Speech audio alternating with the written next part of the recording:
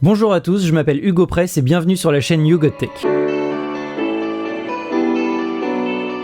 Il y a tout juste un an, je vous présentais le matériel avec lequel je travaillais, et on va être clair, je n'ai rien gardé. Dans ce nouveau setup, rien n'a été laissé au hasard. C'est un mélange parfait entre mes envies et mes besoins, le tout saupoudré de quelques contraintes. Alors j'ai pris quelques notes, j'avais envie d'une config avec le moins de câbles apparents possible. Un ordinateur puissant pour éviter les frustrations, tous les accessoires devaient être facilement accessibles, je devais pouvoir jouer aux jeux vidéo dessus, je devais pouvoir partager le bureau avec ma copine, et tout devait être le plus esthétique possible. Après j'ai fait une autre catégorie avec les contraintes et les besoins mélangés. L'ordinateur devait être portable et léger, pour pouvoir l'emmener facilement avec moi sans trop de problèmes. Je devais quand même avoir pas mal de stockage. Donc pour aller avec, je devais avoir un bon système d'archives. Je devais avoir un écran 4K qui pouvait me permettre de faire de l'étalonnage, donc c'est-à-dire un écran bien étalonné et en 4K parce que je filme en 4K, donc pouvoir voir ce que je filme, c'est quand même mieux. Je devais avoir un son de bonne qualité pour pouvoir forcément écouter bien les projets que je suis en train de faire. Je devais avoir un bon micro. Toutes ces contraintes et mes envies ne devaient pas dépasser du bureau que j'avais déjà, donc qui est quand même un bureau relativement petit. Maintenant que le contexte est posé, je vais vous parler de tous les produits que j'ai un par un. Donc comme pièce centrale de tout ce setup, c'est forcément l'ordinateur, et pour ça j'ai choisi le MacBook Pro 15 pouces de 2018. Donc c'est pas le modèle qui est sorti cet été, c'est le modèle qui est sorti en toute fin d'année 2018. Donc pourquoi cet ordinateur et pas un autre? Pour moi c'est le meilleur rapport puissance-taille du marché, avec son i9 8950HK, ses 32 Go de RAM, sa Vega 20 dans 1,5 cm d'épaisseur une fois fermée. Une des grosses forces de cet ordinateur, c'est d'avoir 4 ports Thunderbolt 3. Je vous en reparlerai plus tard, mais c'était indispensable pour moi. Et c'est assez rare pour être précisé sur un ordinateur portable, mais l'écran est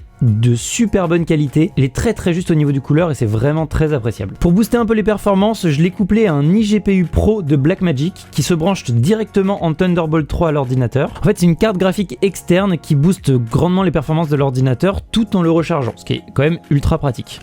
En réalité, à l'intérieur, c'est une Vega 56 8 Go qui est totalement silencieuse, et ça c'est vraiment un plaisir au quotidien quand on fait moi du coup je fais beaucoup de montage vidéo.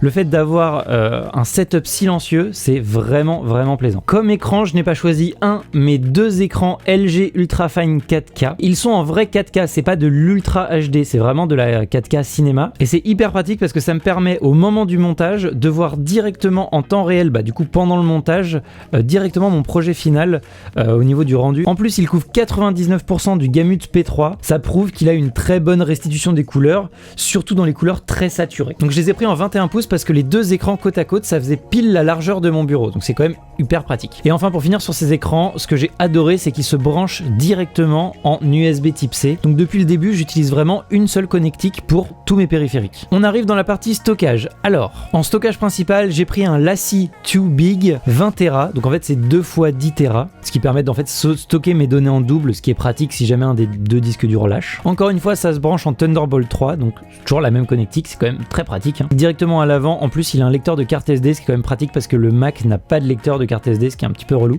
Donc bon, ça me permet, comme ça sur mon bureau, j'ai pas à me poser de questions, j'ai le lecteur de carte. Alors, mon système d'archives est totalement copié du système de la chaîne YouTube Naotech, donc je vous invite à aller du coup voir leur chaîne. C'est un système tout simple, mais que j'ai trouvé ultra bien pensé. En fait, j'ai simplement une mallette dans laquelle je range tous mes disques durs d'archives, et derrière mon bureau, j'ai un lecteur de disque dur. Du coup, j'ai juste à plug le disque dur dedans. C'est hyper pratique, hyper rapide. Vu que les disques durs sont achetés séparément seuls, et ça coûte bien moins cher pour stocker des données dont j'ai pas besoin tous les jours. Donc en micro, j'ai choisi d'avoir le Blue Yeti.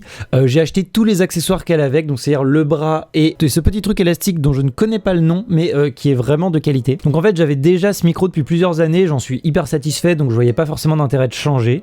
En plus, il se branche directement en USB, donc c'est extrêmement pratique à utiliser. Et vous pouvez juger directement de la qualité du son, parce que c'est ce micro qui m'enregistre actuellement. Pour faire mon montage, j'ai le casque Sony MDR 7506. Alors j'ai choisi un casque plutôt que des enceintes. Alors en fait, parce que j'ai très peu de place et les enceintes que j'avais avant prenaient énormément de place et étaient un petit peu oppressantes parce qu'elles bouchaient complètement la vue. Enfin, ça prenait trop de place. Voilà, c'était trop.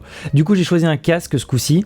Alors mon petit problème, c'est que je supporte très mal les casques sur la tête, c'est-à-dire que ça me fait très mal à la tête et aux oreilles très vite. Du coup, j'ai demandé conseil auprès de Florian, qui est mon ingénieur son, et m'a conseillé ce casque qui est vraiment idéal pour moi. Il est très léger et il serre pas la tête. La qualité du son est vraiment très correcte. Le problème que j'ai avec les casques, c'est que ça amène souvent plein de petites frustrations. C'est que le casque, il est tout le temps en train de traîner, on le pose dans un coin, machin, ça tire, c'est chiant. Du coup, à portée de ma main droite, j'ai simplement mis un support pour le casque. Du coup, le casque est toujours à cet endroit-là et j'ai juste à le récupérer, c'est vraiment très facile. Et pour me faciliter la vie, j'ai juste accroché le câble sous le bureau, ce qui fait que le câble ne passe plus sur le bureau pour rejoindre l'ordinateur. Il est directement accroché sous le bureau grâce à un accessoire dont je vous parlerai un petit peu plus tard. Je suis hyper content d'avoir dépensé genre 5 ou 10 € de plus pour ces deux petites attaches qui du coup maintenant sont indispensables pour moi. Donc je vous en parlais juste avant, sous mon bureau j'ai un hub Thunderbolt 3 de chez Belkin. Alors là encore une fois je vais avoir besoin de mes notes. Il permet de relier à mon ordinateur une prise Ethernet gigabit, deux casques, mon micro en USB-A, mon Stream Deck, mes écrans 4K USB-C, mon système d'archives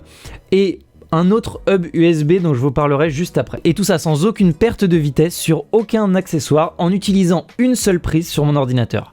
Et c'est là toute la magie du Thunderbolt 3 dont je vous parlais au tout début de la vidéo qui était indispensable pour moi pour l'ordinateur.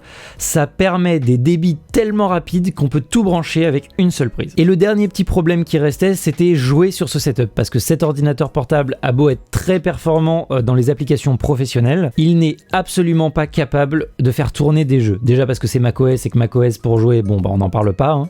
Et en plus les cartes graphiques qu'il y a sur les ordinateurs portables sont très insuffisantes pour jouer en 4K. Du coup pour jouer j'ai pris un Shadow PC, donc c'est un PC déporté dans le cloud. Ça me permet de jouer dans d'excellentes conditions sans prendre de place. J'ai juste à refermer mon ordinateur portable, le poser sur le lecteur de disque dur, brancher mon clavier et ma souris de jeu et c'est parti. Je vous ai déjà fait une vidéo qui donne mon avis sur Shadow, donc je vous la mets en fiche. La fiche c'est là-bas. Et si vous voulez vous aussi avoir un Shadow, n'hésitez pas à utiliser mon code parrain. En clavier et souris de jeu, j'utilise un clavier et une souris Logitech. De toute façon, je vous mets tous les liens en description de tout ce dont j'ai parlé dans la vidéo. Et en souris de travail, j'utilise la Magic Mouse 2 d'Apple. Avant, j'avais le modèle blanc, ce coup-ci j'ai pris le modèle noir. J'aime toujours bien cette souris, même si j'hésite de plus en plus à la changer pour un modèle vertical. Ce dont je suis super fier sur ce setup, c'est que j'ai réussi à qu'il n'y ait que 3 câbles sur mon bureau. Un câble pour le stockage, un câble pour la carte graphique externe et un câble pour tout le reste. Et ça me laisse même un port de libre sur mon ordinateur si jamais j'ai besoin. En plus, si ma copine a besoin de plus d'espace pour travailler, elle n'a que 2 câbles à brancher à son MacBook Pro 13 pouces de 2018 pour avoir accès à tout le setup. Et ça booste même les performances graphiques de son ordinateur jusqu'à x10 grâce à l'iGPU qui est derrière le bureau. Je suis vraiment très heureux de pouvoir vous présenter ce setup qui est selon moi le setup de mes rêves, car il permet à la fois de lier un univers d'ordinateur fixe avec un univers d'ordinateur portable avec une grande facilité d'utilisation. En tout cas, je suis vraiment content d'avoir pu vous présenter un setup un petit peu différent de ce qu'on a l'habitude de voir sur internet. N'hésitez pas à me poser des questions en commentaire si vous avez des interrogations pour monter votre propre setup ou ce genre de choses, moi je serais ravi de vous aider. En tout cas, on se retrouve très bientôt pour des prochaines vidéos. Ciao!